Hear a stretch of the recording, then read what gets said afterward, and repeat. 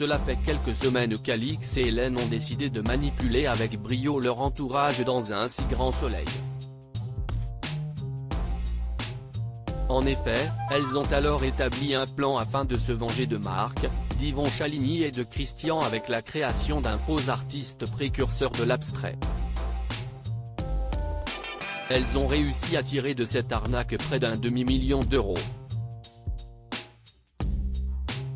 Seulement, les retombées commencent à se répercuter dans le 1107e épisode inédit, diffusé le vendredi 17 mars 2023 sur France 2. Une annonce terrifiante pour Alix dans un si grand soleil. Marc, César Méric, se dirige à la galerie pour déposer l'idée de faire une nouvelle exposition, mais Alix est débordée. Elle demande aux journalistes de les laisser sur la table afin qu'elle s'en occupe. Mais au détour de la conversation, elle apprend que Christian veut vendre les toiles de Defino près de 600 000 € l'unité. Alix, Nadia Fossier, appelle le marchand d'art pour lui signifier qu'il va s'enrichir et elle souhaite qu'il y ait un petit texte parlant de la découverte des œuvres du peintre. Seulement, Alix aimerait récupérer un pourcentage de la somme totale et lors de leur rendez-vous en fin d'après-midi, elle lui soumet. Christian, Nils Hollande, refuse cette demande, car il estime que leur escroquerie vaut largement les 500 000 €. Il leur conseille de rester sagement au sein de la galerie et de le laisser faire son métier. Hélène, Sophie Letellier, essaie de le rattraper et lui dire qu'elle n'a jamais triché avec lui.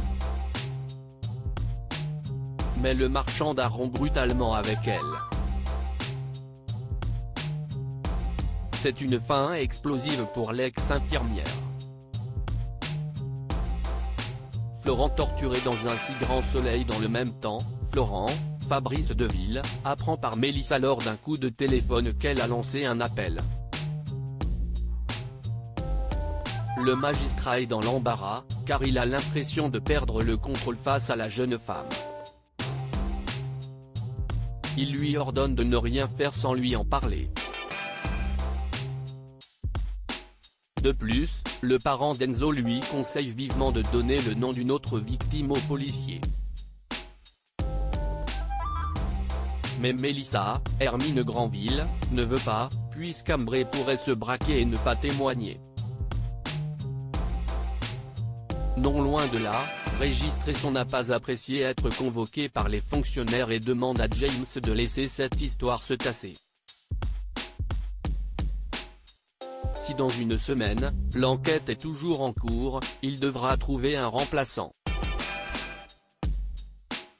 Menacé d'être viré, James, Édouard Giard, essaie de mettre la pression à Mélissa. Cette dernière se révolte et ne lui donne pas le reste de l'argent.